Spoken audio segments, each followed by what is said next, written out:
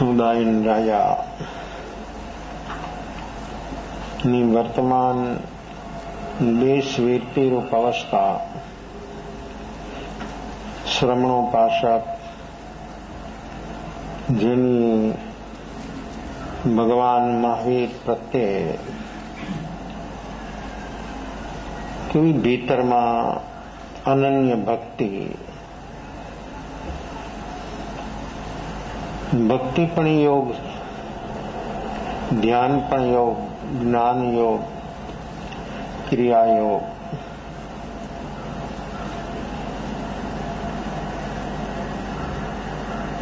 योग हरदम वो साधन है.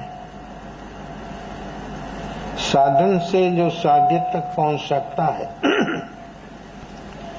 तभी वो साधन साधन बोला जाता है. साधन की विशेषता तभी होती है जब व्यक्ति साधन के लगाव के सिवाय स्वरूप का लक्ष्य, जिसका हर हालत में, हर संयोग में स्वरूप लक्ष्य ही लक्ष्य रहे, तो सचमुच व्यक्ति लक्ष्य को प्राप्त हो जाता है. लेकिन ज्यादा से ज्यादा जो साधन में उलझ जाते हैं, साधनों में एक रूप जहां तक है तहां तक ये व्यक्ति कभी भी साधन चाहे इतना हो चाहे ऐसा हो, लेकिन जो साधन के साथ व्यक्ति एक रूप हो गया तो कभी भी साध्य तक नहीं पहुंच पाता. ये शरीर भी साधन है. शरीर से जो होता है वो भी साधन है. शरीर साधन है, उस साधन के साथ व्यक्ति का कैसा लगाव है. जैसा लगाव व्यक्ति को शरीर का है, ऐसे ही व्यक्ति जो साधन शरीर से स्वीकारता है उसकी ओर भी इतना ही जो लगाव हो जाता है तो व्यक्ति वहीं रुक जाता है, आगे नहीं चल पाता. आगे जो जिसको चलना हो उसको व्यक्ति को वर्तमान में काम करना पड़ेगा. जो वर्तमान है अपना, उस सबसे अलग, सबसे न्यारा, सबसे उचित और सर्वोपरि है वर्तमान.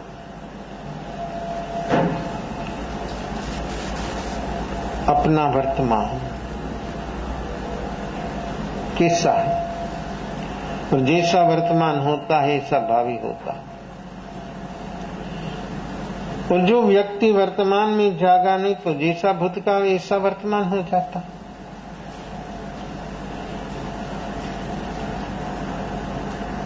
भूतकाल जब व्यक्ति का व्यतीत हो गया, वही व्यक्ति का मन हरदम रटता है. 24 घंटा व्यक्ति के मन में वही रटन, वही, तो मन भी साधन. तो मन से जो होता है और मन के साथ जो लगाव, और मन को जिसके साथ लगाव है, तो इस साधन सब रुकावट. मेन शरीर साधन, उसी से व्यक्ति के जीवन में किस किस प्रकार से उसकी वर्तमान अवस्था चलती है.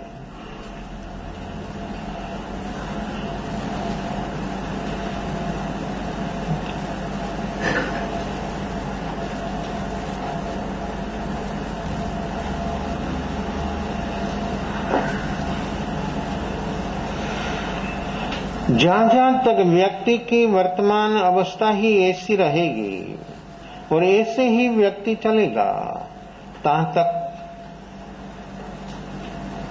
वर्तमान उसका भूतकाल जैसा हो जाएगा.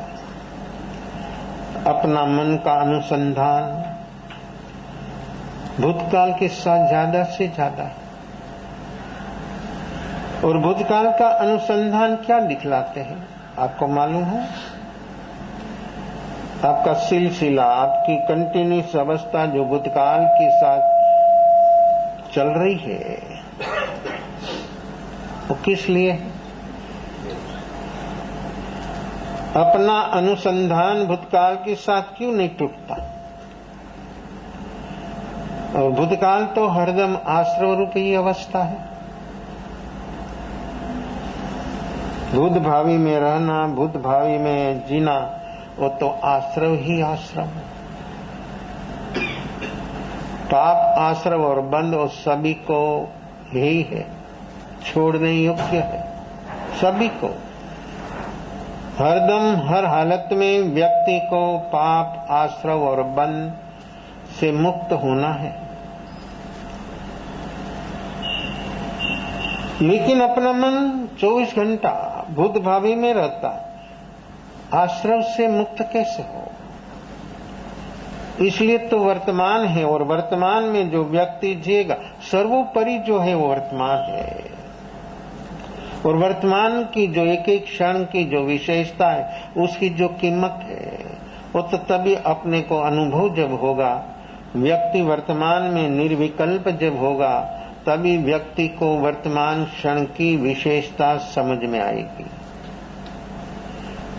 जहां तक हम वर्तमान में जिए नहीं, तहां तक वर्तमान का क्या? हमने वर्तमान मिला है, लेकिन हमने वर्तमान का उपयोग कर दिया, भूत भावी के साथ एक रूप हो गया। और ऐसा ही जहां तक रहेगा, तहां तक व्यक्ति कभी भी स्वयं का काम, आत्मा का काम, निजी काम होना एक कभी संभवित नहीं है। निज स्वरूप का अनुभव जो व्यक्ति को करना हो, दुखों का कारण मिटाना हो, तो व्यक्ति को वर्तमान में जीना पड़ेगा। शरत कुछ नहीं, वर्तमान में जीना। लेकिन कर्तापना का भाव, मालिकी भाव, भोक्ता भाव जहां तक है, तहां तक व्यक्ति वर्तमान में कभी जिया नहीं जाता। इसलिए तो अनंत संसार हो गया, अनंत जन्म मरण हो गया। वर्तमान क्षण तो मुक्तिनी क्षण है, वर्तमान क्षण तो कुंवारी क्षण है। वर्तमान में तो व्यक्ति उपयोग उसका जगझोर हो जाता है, सभी को साफ कर देता है। भीतर से सब आश्रव दुखों का कारण से व्यक्ति मुक्त हो जाती है। इतना शक्तिशाली सर्वोपरि जो को हो तो वो है वर्तमान। लेकिन वर्तमान में अपनी हालत, अपनी अवस्था किस प्रकार से चल रही है, वो व्यक्ति जहां तक नहीं देखेगा, तहां तक उसका काम स्वयं का काम होगा, दूसरों का होगा। स्वयं का काम जिसको करना है, उसको वर्तमान में होगा। भूत भावित तो दुख है, भूत भावित तो आश्रव है, भूत भावित तो संसार है, भूत भावित तो राग द्वेष है। भूत भावी में रहना, वो तो भाव संसार ही बढ़ रहा है, और हम भाव संसार ही बंद कर सकते हैं। ये संसार तो देखो, अनंत जीवों की मुक्ति हो गई, एक दो की नहीं, कोई अपवाद है नहीं। मुक्ति तो सतत चालू है, कंटिन्यूस मुक्ति, और मुक्त जीवो हो रहा है। कोई अपवाद नहीं है कि एक जीव का ऐसी मुक्ति हो गई तो अनंत जीवों की मुक्ति है। तो भी देखो, संसार चलता है, हर व्यक्ति का संसार सेपरेट है। हर व्यक्ति संसार में मुझे रहना कि नहीं रहना, जन्म मरण बढ़ाना कि नहीं बढ़ाना, दुखों कारण मिटाना नहीं मिटाना, वो हर व्यक्ति स्वतंत्र स्वाधीन है। अपने को कैसा जीना, कैसे जी रहे हैं, अपनी दृष्टि कहां पर है स्वरूप पर दृष्टि है। उदय योग संयोग के साथ उसको फेरफार करना, उसको बदलना, स्वयं की ओर जब दृष्टि तभी होती है जब व्यक्ति वर्तमान में जीता है तभी। और जो जीव वर्तमान में जीता है, भूतकाल में एक क्षण पहला किसी भी व्यक्ति हो, किसी भी प्रकार की उसी अवस्था हो, तो फिर वर्तमान क्षण एक छलांग लग जाती है। वर्तमान क्षण में जिया એટલે व्यक्ति स्वयं के साथ जिया, वर्तमान के साथ जिया એટલે जीव परमात्मा के साथ जिया, वर्तमान में जिया એટલે खुद मैं सिद्ध भगवान हूं, ऐसा व्यक्ति को वर्तमान में अनुभव हो सकता है। करना है कब? सिर तो हिलाते हैं, लेकिन सिर हिलाना ही भी भूत भावी हो गया, वो मालूम है आपको? मैं बोलूं और आपके कान पर जो आवाज आती है तहां तो कितना समय, असंख्याति क्षण व्यतीत हो जाती है। वो सिर हिलाने से नहीं होगा, भीतर से हिलने से होगा। भीतर से जब व्यक्ति, देखो निमित्त आता तो व्यक्ति भीतर से कैसा हिल जाता, तब सब हिल जाता, सारी दुनिया, सारा विश्व हिलने लग जाता। जब व्यक्ति को निमित्त आता है और व्यक्ति के भीतर में कुछ होने लग जाता है तो भीतर से देखो हिलता है, तब आत्मा हिल जाती है। जब व्यक्ति निमित्तों के साथ एक रूप हो जाता है तो व्यक्ति की आत्मा हिल जाती है। ऐसे पॉजिटिव में व्यक्ति को ऐसी चोट लागे, लेकिन पॉजिटिव शब्द की चोट क्यों नहीं लगती? वो भी शब्द है, ये भी शब्द है। तो व्यक्ति को नेगेटिव शब्दों की, नेगेटिव निमित्तों की जितनी असर उसके मन पर होती है, इतनी असर ये पॉजिटिव की क्यों नहीं होती है? होती है थोड़ी क्षणों के लिए, उसको याद करना पड़ता और वो छोड़ना पड़ता। वो छोड़ना, देखो मन की जो अवस्था है ना, जो छोड़ना मांगता वो याद रह जाता, भूलना मांगता ना वो याद रह जाता, और याद करना मांगता ना वो भूल जाता। नेगेटिव कभी भूलता नहीं और पॉजिटिव कभी होता नहीं।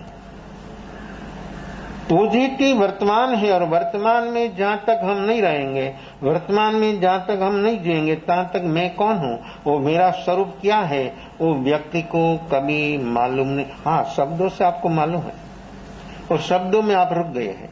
देखो वो भी बंधन, वो भी रुकावट, शब्दों में व्याख्या, शब्दों की व्याख्या, उसमें आप रुक गए। और जो शब्दों, उसका अर्थ, उसका भावार्थ, लेकिन परमार्थ और रहस्य जो है वो शास्त्र में कभी नहीं है।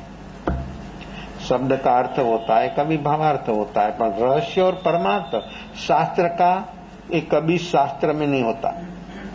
रहस्य और परमार्थ को जो जीव को पाना हो तो सदगुरु तक पहुंचना पड़ेगा, सदगुरु के हृदय तक पहुंचना पड़ेगा, सदगुरु के हृदय तक भीतर में उसका प्रवेश होना पड़ेगा, तभी ये रहस्य। और वहां तक जो पहुंच गया तो रहस्य क्या है? सबसे बड़ा रहस्य जो है वो आत्मा है, बाकी तो सब खुला है। आत्मा एक रहस्यमय अवस्था है, वो उसका अनुभव व्यक्ति को जो करना हो तो परमात्मा शब्द आया, हमने माना, हमने रटन किया, नमो अरिहंताणं नमो सिद्धाणं, आप लोग रटते हैं, लेकिन अरिहंत और सिद्ध तक हम क्यों नहीं पहुंच पाए? कब पहुंचेगा? नमो अरिहंताणं शब्द बोलते व्यक्ति के भीतर में क्या होता है? वर्तमान में होश के साथ वो व्यक्ति वो बोलता है, लेकिन होश के साथ वर्तमान में जीकर बोलता है। जो वर्तमान में व्यक्ति जीकर बोलेगा तो व्यक्ति का भीतर से कैसा हो जाएगा? ये अरिहंत, नमो अरिहंत शब्द बोलता ही व्यक्ति के भीतर में चोट लग जाएगी और व्यक्ति जाग जाएगा, और भीतर में इतना बदलाव होने लग जाएगा कि व्यक्ति की वर्तमान अवस्था में वो व्यक्ति बोधि सन्मुख हो जाएगा। और व्यक्ति ऐसी अवस्था में जो ज्यादा समय टिक जाएगा तो व्यक्ति सम्यक दर्शन तक पहुंच जाता है। ये नमो अरिहंताणं, अरिहंत सिर्फ नाम नहीं है, ये सिर्फ शब्द नहीं है, एक गुणवाचक शब्द है। उसमें क्या गुण है? तो नाम स्मरण, गुण स्मरण, जपा जप, हम तो जान पहला ही जो हमने स्वीकारा, पहला नाम स्मरण, उसी से हम कभी आगे नहीं चलते। नाम स्मरण से फिर गुण स्मरण में गए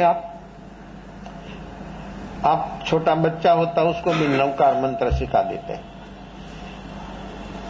उसको कुछ मालूम नहीं है। नमो अरिहंताणं आप बोलते हैं, उसको बुलाते, रटाते।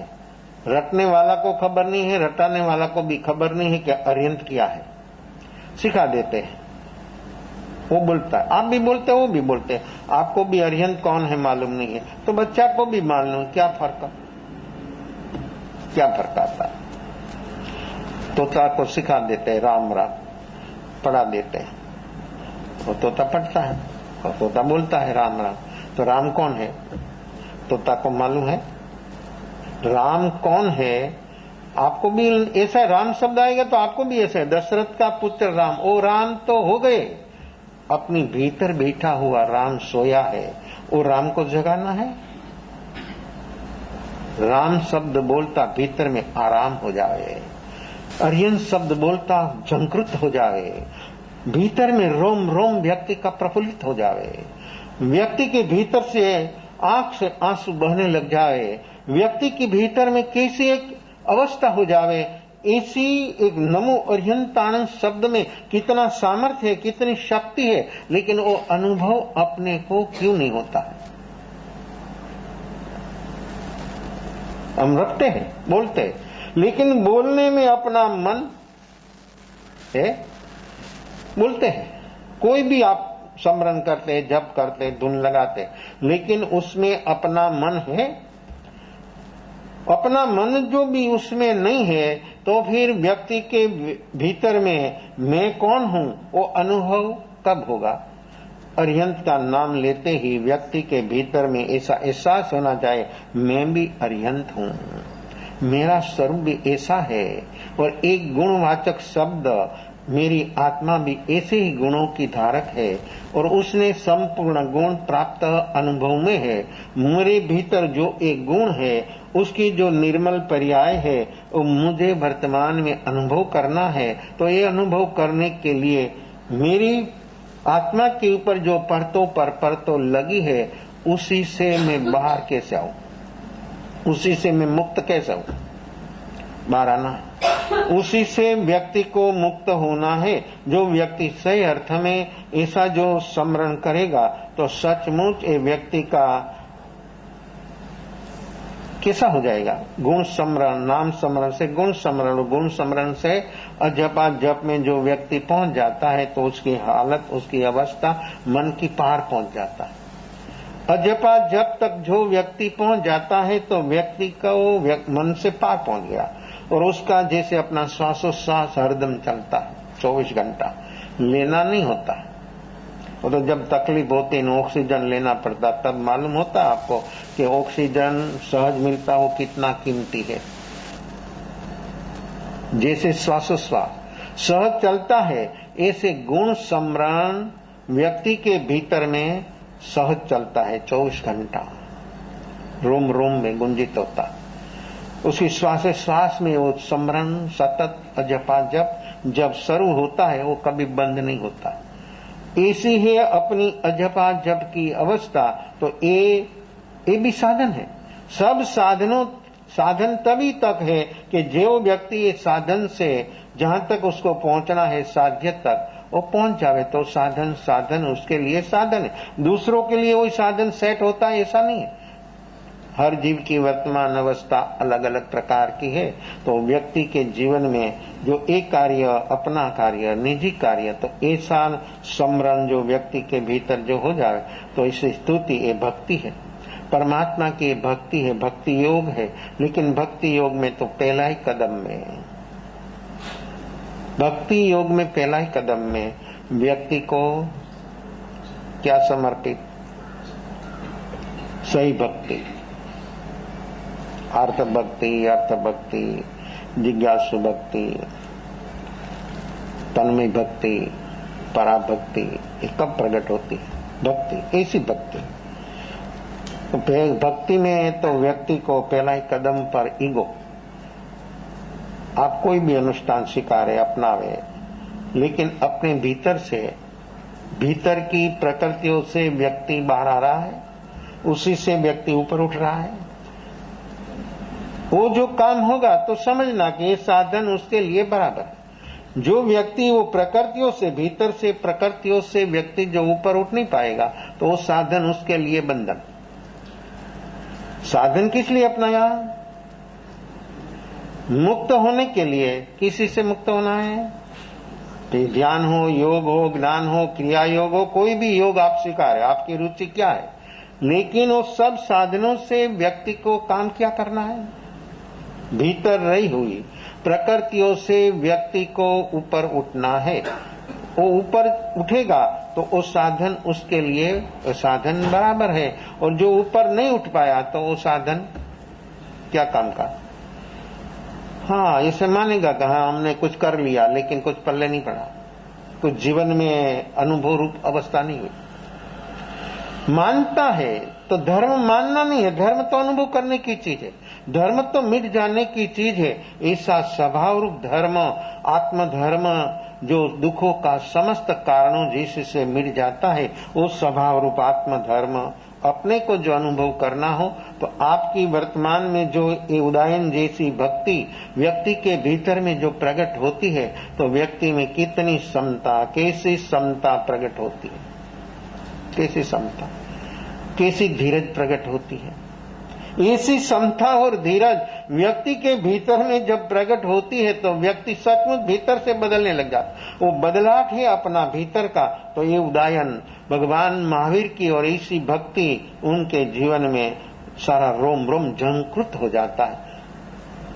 कोई गायक हाथ में सितार ले बैठता है और बजाता है, ऐसा बजाता है, ऐसा उसके एक रूप हो जाता है। संगीतकार हो, नृत्यकार हो, कोई पेंटिंग करने वाला हो, ऐसे ऐसे जो जो व्यक्ति होता वो शादी नहीं करते। कोई खोजी हो, क्यों शादी नहीं करते?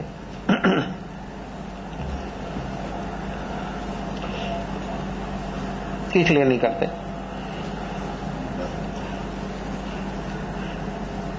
ऐसे बहुत बड़े बड़े चित्रकार हो गए हैं, संगीतकार हो गए हैं, कवि हो गए, भक्त हो गए, बहुत हो गए, तो उसको शादी नहीं करते।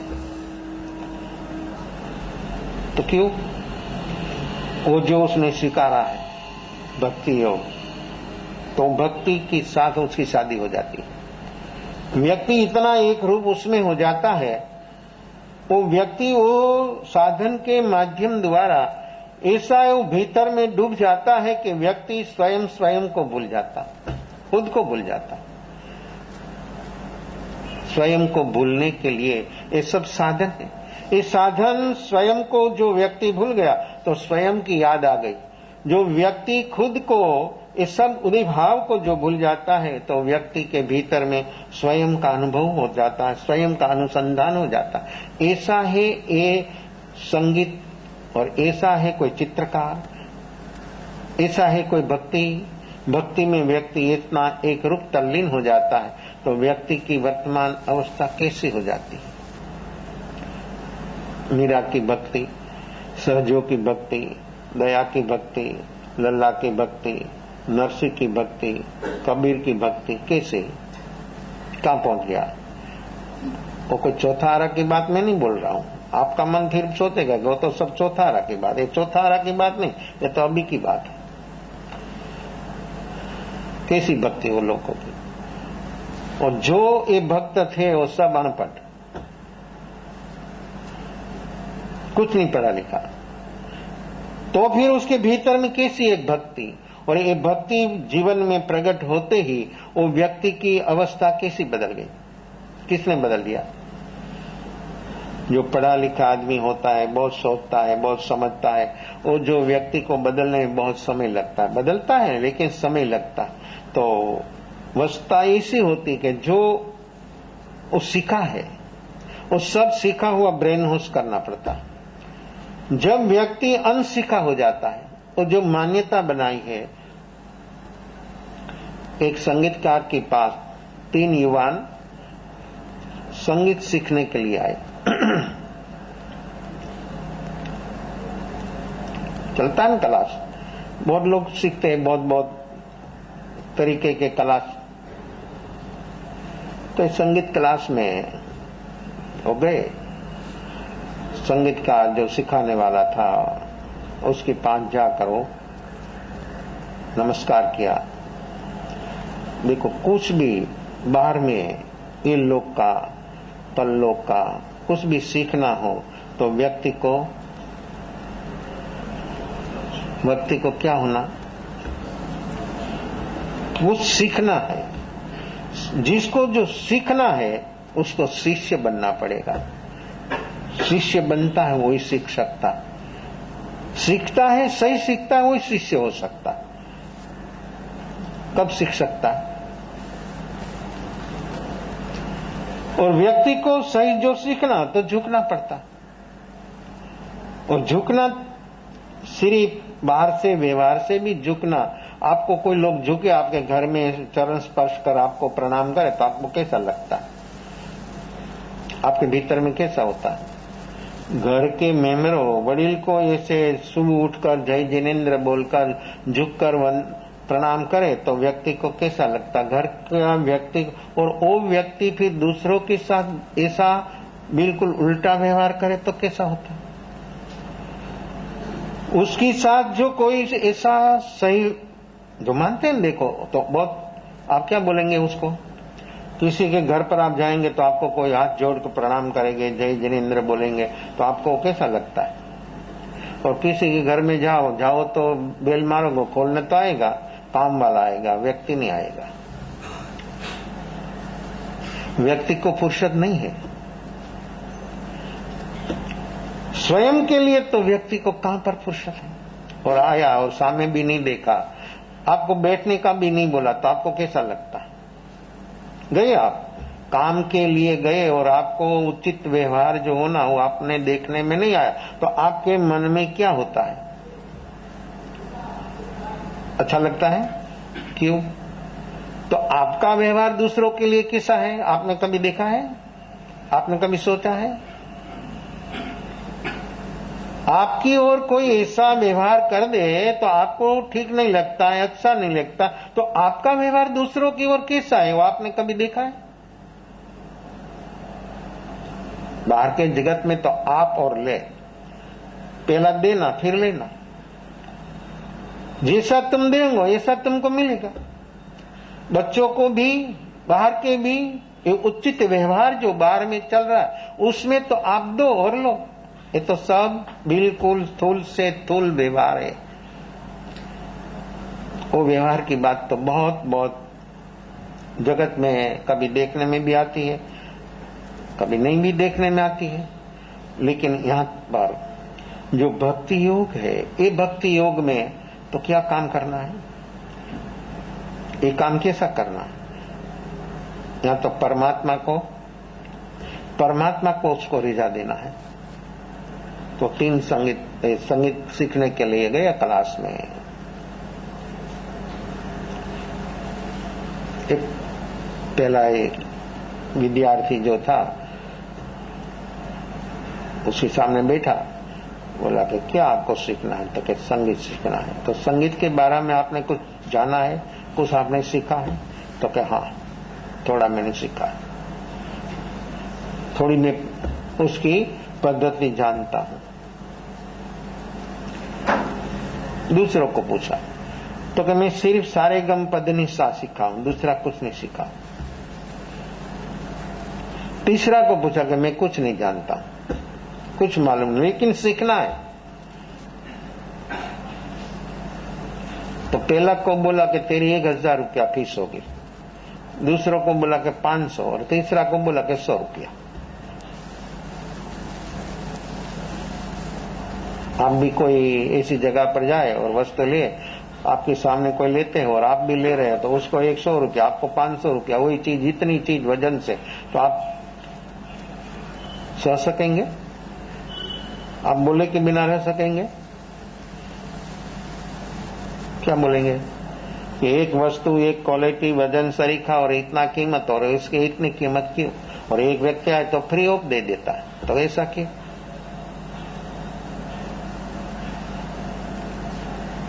पहला ने बोला कि हमको संगीत सीखना है, उसको भी सीखना है, उसको सिर्फ 100 रुपया और हमारा 1000 रुपया, तो क्या बराबर है?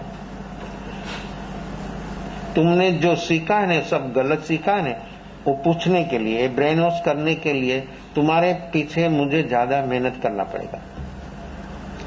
हम सीखते हैं ना सब गलत, हमारी इच्छा से, हमारी मान्यता से, हमारी धारणा से, और सुनता शब्द शास्त्र का अर्थ अपना, अपनी मान्यता के मुताबिक अर्थघटन होता है तो शास्त्र शस्त्र हो जाता है। शास्त्र तो तभी शास्त्र रहता है, तभी होता है जब व्यक्ति गुरुगम से जो बनता है, गुरुगम से सीखता है, तभी तो गुरुगम की तो जरूरत है। जो स्वयं से आ जाता है तो आ गया, आना चाहिए, तो हो जाना चाहिए। तो अभी तक इतनी उम्र पास हो गई, बुढ़ापा भी आ गया, तो भी व्यक्ति के भीतर में जो उपलब्धि करना है, कुछ पाना, बोधि, वो भी नहीं हुआ है। तो क्यों नहीं हुआ? आपकी शक्ति से, आपकी सूझबूझ से, आपकी आवड़त से ये बोधि, ये सम्यक दर्शन धर्म जगत में आपकी कोई भी आवड़त से, आपकी कोई भी शक्ति से प्रवेश नहीं होगा। ये तो सदगुरु पास जाना पड़ेगा, और सदगुरु पास गया और उसकी पहचान करनी पड़ेगी, फिर उसके भीतर में समर्पण होना पड़ेगा। किसका समर्पण? सभी में वो आएगा, ईगो। और जहां तक ईगो है, ईगो की चट्टान है, तहां तक बोधि होना, सम्यक दर्शन होना कभी संभवित नहीं है। तो सीखा तो है, तो गलत सीखा है, इसलिए उसको ब्रेन वॉश करना पड़ेगा, इसलिए मुझे ज्यादा काम करने पड़ेगा तेरी वहां। दूसरा को बोला कि तुम सीखा, थोड़ा ही सीखा है, लेकिन वो भी ठीक पद्धति नहीं है, इसलिए तेरे उसकी श्रद्धा, और वो कोरा है, बिल्कुल कोरी पाटी। जिसके जीवन की कोरी पाटी होती है, कोई भी क्षेत्र में जो कोरी पाटी होती है, और जो सीखना मांगता और सीखने के लिए तैयार है, उसकी उम्मीद है, तो सचमुच व्यक्ति वो सीख जाता है और सभी के पहले वो पहुंच जाता है। क्यों? उसको सही रास्ता मिल गया, सही चीज मिल गई, शुरुआत से सही मिला। वो व्यक्ति को तो सब मिला, लेकिन ऐसी ही उलट अवस्था में चला गया तो व्यक्ति को एक काम होना बहुत बहुत कठिन है। अपने को जो सीखना हो, सही सीखना हो, तो व्यक्ति की पाटी, वर्तमान जीवन बिल्कुल कोरा कोरा, साफ साफ होना। ऐसा साफ जीवन जो होता है तो व्यक्ति की वर्तमान अवस्था ऐसी होती है। तो सही संगीतकार तो वो है, आत्मा लेकर वीणा बैठा, तो कोना में पड़ी हुई वीणा जंगृत होने लग जाती, बिना बजाए बजने लग जाती। भक्ति तो ऐसी होती है व्यक्ति के भीतर में कि सुनने वाला का भीतर का हृदय जंकृत हो जाता, और व्यक्ति वर्तमान में स्वयं स्वयं को भूल जाता है। ऐसी अवस्था जब व्यक्ति की होती है तो व्यक्ति सम्यक दर्शन बोधि के योग्य हो जाता है। ऐसी भक्ति करते करते व्यक्ति डूब जाता, शब्द छूट जाता है, शब्द छूट जाता है, व्यक्ति को भीतर में डूब जाता है। अपना भक्ति का शब्द भगवान के पास नहीं पहुंचेगा। भगवान के पास जो पहुंचना हो और पहुंचाना हो तो अपना भाव, भक्ति तो शब्द माध्यम है, उसी से अपना भाव तभी सही होगा कि व्यक्ति की वर्तमान अवस्था ऐसी राग द्वेष रही। जहां तक राग द्वेष तीव्र है तहां तक शुभ भाव भी नहीं है, तो निर्विकल्प अवस्था कैसे होगी? तो ये भक्ति योग में व्यक्ति का राग द्वेष मंद मंद मंद मंद तमंतर हो जाता है, तभी व्यक्ति की भक्ति की झलक आती है और भीतर में व्यक्ति झंकृत हो जाता है। सुनने वाली व्यक्ति भी इतनी मस्त हो जाती है, भीतर में डूब जाती है। एक काम है अपना वर्तमान में एक भक्ति, ऐसी भक्ति तो किस किस जीवों ने ऐसी भक्ति में लगा दिया, सारा जीवन या होम कर सब भूल गया। मीरा की भक्ति कैसी भक्ति, बचपन से भक्ति। कबीर भी बोलो, जो जो भक्त हो गया वो बचपन से उनके जीवन में ऐसी भक्ति, कैसी भक्ति प्रकट हो। नाम कुछ भी हो, कोई भी नाम से आत्मा झंकृत होती है, भीतर में आत्मा हिलने लग जाती है। जैसे निमित्त आते ही व्यक्ति सारा हिल जाता है, इसे भक्ति के शब्द से व्यक्ति के भीतर की जो बेहोशी है, जो सुसुप्ति है, व्यक्ति की जो वर्तमान अवस्था बिल्कुल भूत भावी की है, वो वर्तमान में जो जीने लग जाए तो वो भक्ति उनके जीवन में परम अमृत प्राप्त होगा। ये भक्ति परम रसायन है, उसी के जीवन में अपने भीतर में वो भक्ति से अपना हारमोस बदल जाता है। भक्ति में व्यक्ति का सारा शरीर रोमांचित हो जाता है। भक्ति से व्यक्ति का मन वाणी सब बदल जाता है, लेकिन वो टेम्पररी नहीं होना। ऐसी अवस्था अपनी सहज हो, हर हालत में हो, तभी व्यक्ति की ये भक्ति माध्यम हो जाती है। व्यक्ति के भीतर में स्वयं का अनुभव करने के लिए ये भक्ति, ऐसी भक्ति, तो मीरा के भीतर में कैसी ये भक्ति प्रकट हुई, कबीर के भीतर में कैसी भक्ति, बचपन से कहां जन्मा, कहां हुआ, कैसा हुआ। लेकिन व्यक्ति कोई भी जगह पर जन्म लेता है, कोई भी परिवार में जन्म लेता है, लेकिन आत्मा तो आत्मा ही है, आत्मा तो परमात्मा ही है। कोई भी शरीर में, कोई भी अवस्था में जीव हो, लेकिन जीव मात्र है परमात्मा। ये भाव और ये समझ व्यक्ति की जो सदा ही बनी रहे, हर हालत में उस अवस्था उसकी बनी रहे, तो व्यक्ति की वर्तमान अवस्था कितनी अद्भुत, अपूर्व हो जाती है। तो मीरा छोटी उम्र से 5-7 साल की उम्र, उसके घर पर कोई एक सन्यासी आया।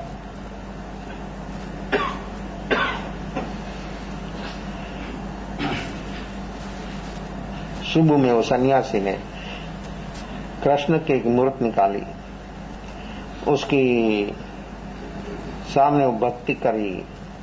मीरा बैठी थी, सुन रही थी, सब देख रही थी।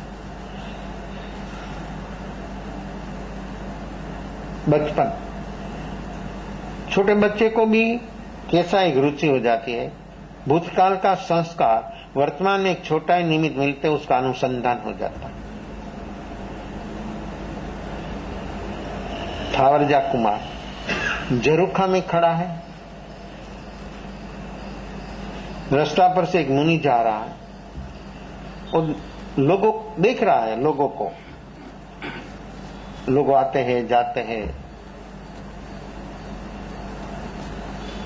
एक मुनि वहां से पास हुआ, उसने देखा कि ये व्यक्ति कौन है, तो सभी से अलग है। जो देखना है, कैसे देखना, अपनी मान्यता से देखेगा तो अपनी मान्यता जैसी ऐसा देखेगा। राग द्वेष का चश्मा लगाकर जो देखेगा नहीं, तो उसको ऐसा देखने में आएगा।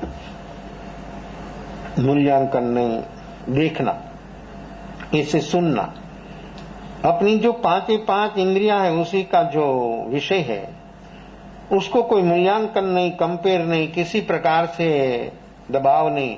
और जो वस्तु जैसी है वैसी जो व्यक्ति को देखने में आए, तो व्यक्ति को बोध ही बोध हो जाता है। तो ये 5 इंद्रियों समर भी रूप होता है, साधन।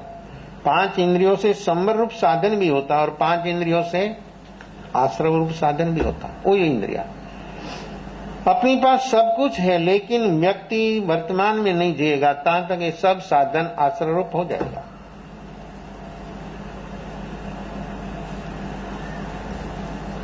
बहुत भक्ति किया, वो देख रही थी।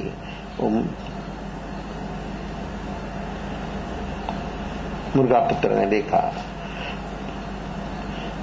कि मुनि है तो मालूम नहीं था उसको, तो जा रहा था, जहां तक देखा तहां तक ऐसा देखता रहा, देखना बंद हो गया। उसने भीतर में ऐसा होने लगा कि ऐसा देखा है, ऐसा कहां देखा है, कभी देखा है।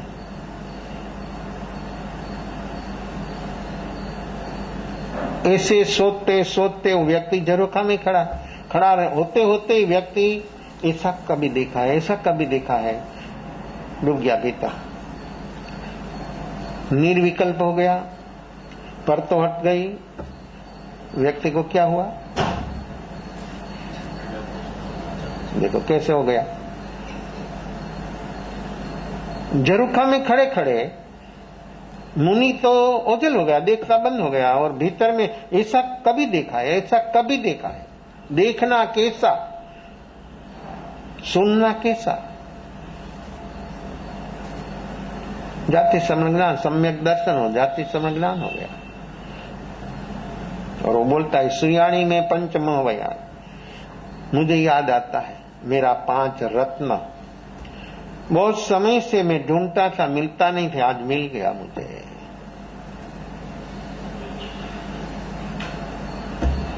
भीतर आया तो भीतर तो नाटक चलता था, बैठ गया उसकी जगह पर, लेकिन बिल्कुल सुमशाम। अभी तक कोई अवस्था अलग थी, अभी अवस्था बदल गई। देखो, भीतर में जब व्यक्ति डूबता है तो सारी मन की, शरीर की, वाणी की सारी अवस्था बदलना नहीं पड़ता है, व्यक्ति बदल जाता है। कितनी स्थिरता आ जाती है, व्यक्ति कितना स्थिर हो जाता है। उदय योग संयोग से जिसका कनेक्शन छूट जाता है वो व्यक्ति वर्तमान में कैसी हो जाती है।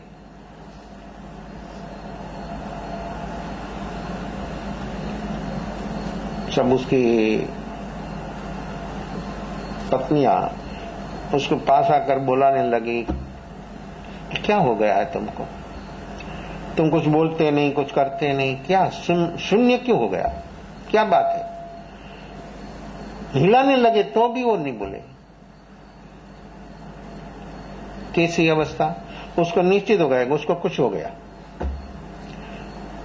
जब व्यक्ति गृहस्थी में तब रह सकता है, सभी के साथ एक रूप होता है, जैसे वो जीता है ऐसे वो जीने लगे तो ही उसके साथ उसका तालमेल होता है। उसके साथ जो उसके तालमेल नहीं होता तो उसके साथ वो सेट नहीं होता। वो व्यक्ति को फिर निकाल देती है।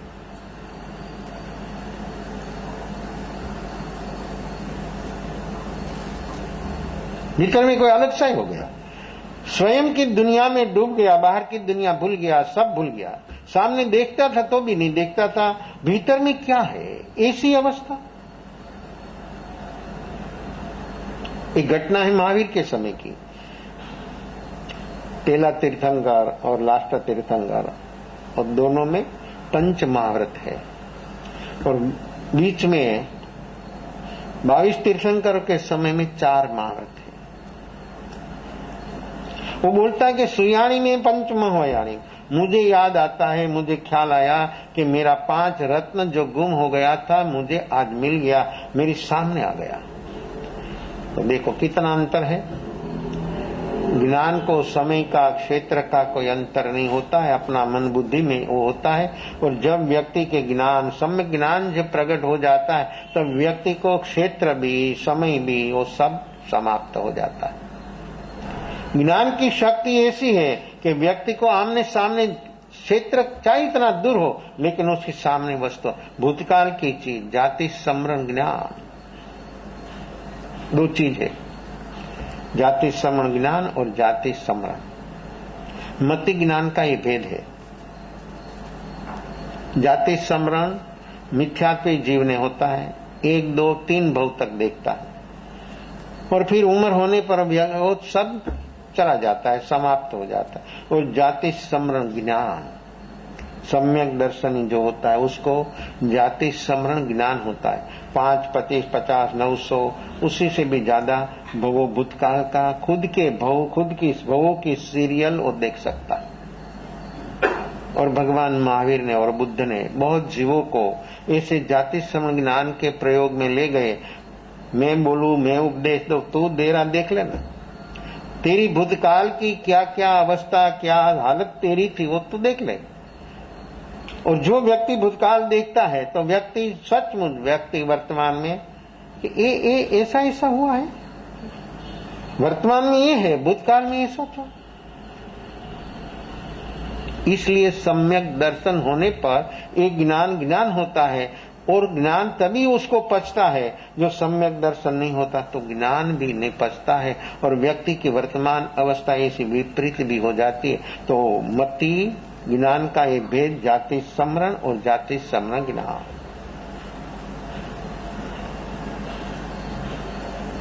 तो पंच महाव्रत, वो बोलता है कि मुझे याद आता है, मुझे मालूम हो गया कि मेरा पांच रत्न, ऐसा दिव्य रत्न। तो भगवान ऋषभ के पास उसने मुनि जीवन स्वीकारा था। समय देखो तो 1 करोड़ सागर थोड़ा कम, और क्षेत्र बोलो तो कितना अंतर। भगवान ऋषभ था तो निर्वाण, अभी महावीर का शासन। तो सब क्षेत्र काल, सब भावों से ऊपर उठ जाता है ज्ञान। ये सम्यक ज्ञान की ऐसी साधना है। और सम्यक ज्ञान जीवन में जब प्राप्त होता है तो व्यक्ति का सारा दुखों का कारण भी मिट जाता है।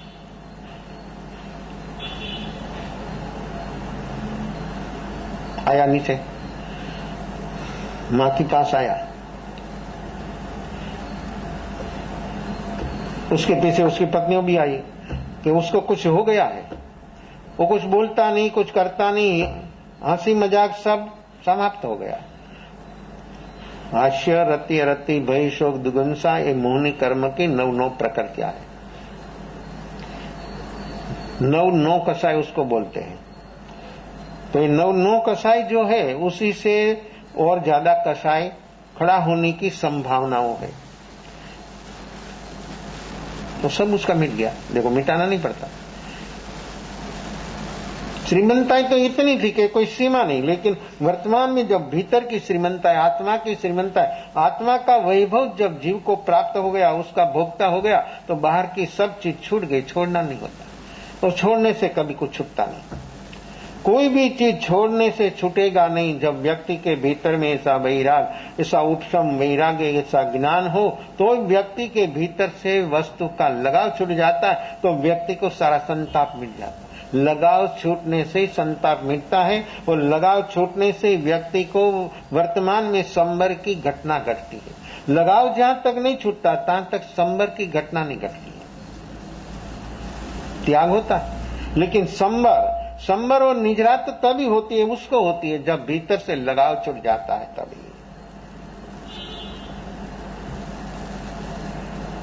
तो सब कुछ चला गया उसका। तो व्यक्ति तो ऐसा युवान, ऐसा सगवड़ सुविधा सब कुछ होने पर इतनी श्रीमंत है, तो फिर व्यक्ति को क्या पूछना, कहां का भगता है।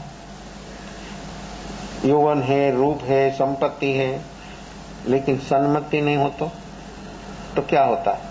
और जो सन्मति व्यक्ति के भीतर में आ गई तो ये सब उसके साधन हो जाएगा, सम्यक साधन हो जाएगा। सारा जो मिला है वो सब सम्यक हो जाएगा, साधन हो जाएगा, मुक्ति के लिए उसको उपयोगी हो जाएगा। लेकिन जो सन्मति नहीं है तो वो सब मिला हुआ भी व्यक्ति को विपत्ति खड़ी कर देता है, और व्यक्ति को ज्यादा से ज्यादा जन्म मरण की परंपरा बढ़ाने में वो निमित्त हो जाता है। निमित्त है। जागा तो पॉजिटिव में काम करेगा, और जो बेहोश है उसके साथ एक रूप हो गया तो व्यक्ति को नेगेटिव में काम करेगा। साधन का साधन है, साधन तो पॉजिटिव में भी सहयोगी है, नेगेटिव में भी सहयोगी, साधन सहयोगी है। शुभ में भी अशुभ में भी, और निर्विकल्प होना है उसमें भी व्यक्ति की एक मन की सीमा है, वहां तक पहुंचेगा। और वहां मन की शुभ की अवस्था स्टॉप हो गई, शुद्ध सर्व हो जाएगा। शुभ अशुभ दोनों की लिमिट है, तो उसकी स्थिति होती है। शुभ है पुण्य, शुभ कर्म तो उसकी स्थिति, अशुभ कर्म उसकी स्थिति। तो कर्म जो है उसकी स्थिति है, तो शुभ और अशुभ दोनों कर्म, तो दोनों कर्म की स्थिति। तो ये स्थिति जो है वो सब कर्मरूप अवस्था है, और शुद्ध की कोई स्थिति नहीं है। शुद्ध जो है वो सब स्थिति का अंत कर देता है, सब स्थिति का अंत हो जाता है, और वो है अनंत। शुद्ध जो है स्वभाव है, और स्वभाव का कोई अंत नहीं है, स्वभाव अनंत है।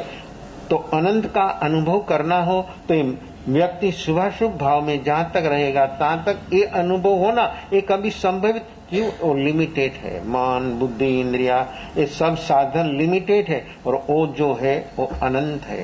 अनंत विराट जब भीतर से जागता है तब उसको सहना, वो व्यक्ति के भीतर में ऐसा जागरण साक्षी भाव जो होता है तभी वो काम हो सकता है। उसके बिना वो सहना भी संभवित नहीं होता है। वो व्यक्ति के भीतर में ऐसा भाव हो गया, सारा बदलाव हो गया भीतर से। ज्ञान क्या चीज है? ज्ञान किसा एक रसायन है, और ज्ञान से व्यक्ति के भीतर में सारा अनंत काल का जो बुद्ध भावी का, और भीतर में जो आश्रम का मेन कारण है मिथ्यात्व, अवरत, प्रमाद, कषाय, योग, ये 5 कारण है आश्रव का, ये 5 कारण है दुख का। और ये आश्रव के मेन कारण में है पहला मिथ्यात्व। ये मिथ्यात्व जहां तक मौजूद है तहां तक ये जन्म मरण की परंपरा कभी मिटे ऐसी कोई संभावना नहीं। जो व्यक्ति मिथ्यात्व के भाव से जब बाहर आएगा तब ही व्यक्ति के जीवन में व्यक्ति सभी से मुक्त हो सकता।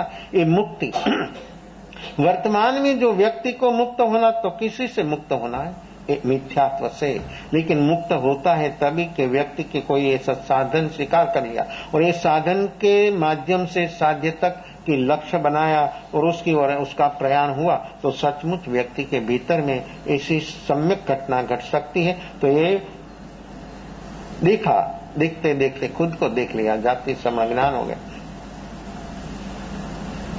पंचमहाभारत भगवान ऋषभ के समय में उसके शासन में मुनि जीवन स्वीकारा और यहाँ पर आ गया। अभी ऐसी एक जीवों की कैसी कैसी अवस्था, कैसी कैसी एक परंपरा जीवों की आश्रम की चलती है। वो आश्रम का कारण से जो व्यक्ति बाहर आ जाता है तो काम उसका सही हो जाता है, लेकिन जहां तक आश्रम का पूरा कारण खत्म नहीं होता है तहां तक गिनती में भी बहु हो सकता।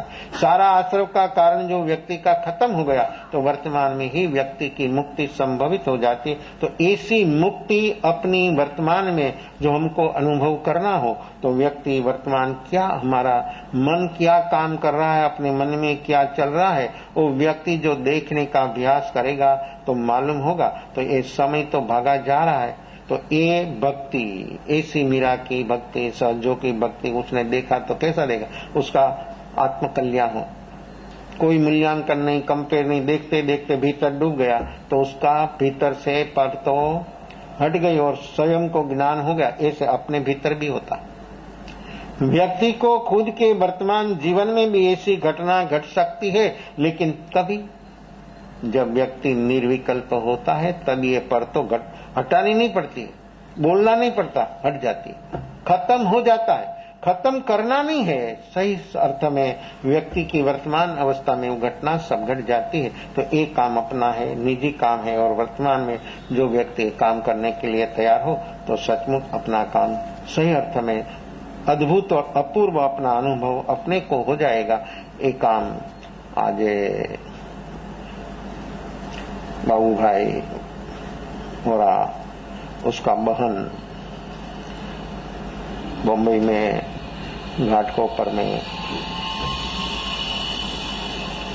बुधवार को रात को 10-10:30 बजे आयु पूरा हो गया। ब्लड रिलेशन एक जन्म का होता है।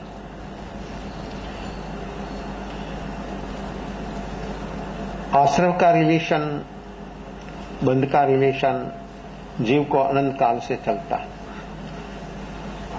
एक जन्म का रिलेशन से भी व्यक्ति की वर्तमान अवस्था कैसे होती है। और बहन जो है, लड़की जो है, वो दोनों परिवार को उज्जवल बनाती थी, पियर परिवार और ससुर परिवार। संस्कार, धर्म फिर फैला संस्कार। व्यक्ति के भीतर में जो ऐसा संस्कार, योग्य संस्कार होता है तो दोनों को, परिवार को कितना उज्जवल बना देते हैं। और जो व्यवहारिक संस्कारों भी नहीं है, और धर्म तो दूर की चीज है, लेकिन स्वभाव रूप धर्म का लक्ष्य जो हो गया, उसकी रुचि भी जो व्यक्ति की हो गई तो सचमुच वो व्यक्ति सभी से पार होकर स्वयं का वर्तमान जीवन जो है वो मनुष्य जन्म मिलना बहुत बहुत दुर्लभ है, मिल गया। और मिलने पर भी अपना जो काम करना है, निजी काम करना है, ऐसा जो लक्ष्य व्यक्ति का हो जाता है तो सही अर्थ में व्यक्ति सभी से पार पहुंच जाता है। तो उसकी आत्मा की शांति के लिए अपने 4 लोगों का ध्यान कराना है। ये सुरेखा बेन आई है लाखानी, वो 4 लोगों का ध्यान कराएगी। तो अभी काशक मुद्रा में आप सब बैठ जाए, 4 लोग बोलेगा, नमो ओरियंतांग बोले, तब काम पूरा होगा। फिर मैं मांगलिक सुनाऊंगा, सब औसत ध्यान में बैठ जाए।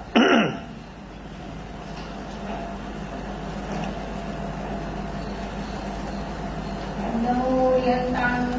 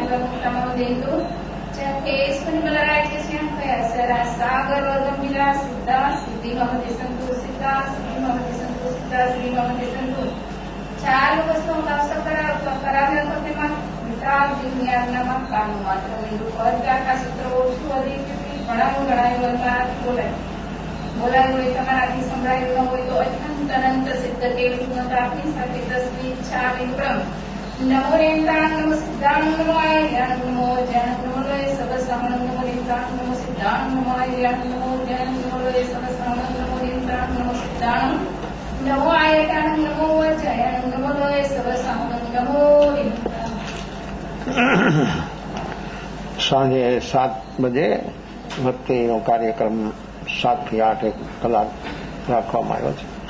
વિશેષ ભાવભેદ અવસરે ચદારી મંગલં હરિયંદામલં દામલં સૌમલં ગૌલિંગલં ગૌલમલં ગદારી મુદમારિંદાગમદમા સિદ્ધાલમુદમા સૌલમુદમા ગૌલિંગલં ધોનમુદમા ગદારી શરણં મૌજામિ अरिहंता शरणं मौयामि सिद्धा शरणं मौयामि साहु शरणं मौयामि केवली पनन्दं धमं शरणं मौयामि चारमलिंगार्तं यारसुंगरजय बहुसागरमानरदय सकलकर्मणोऽनयन् मोक्षतनां सुखलयनन्दभावदरी जय गुणगाय जैवदरी जय संसारमाय शरणाजा अवर शरण नहीं को जय मरनारे अक्षय अविचल हो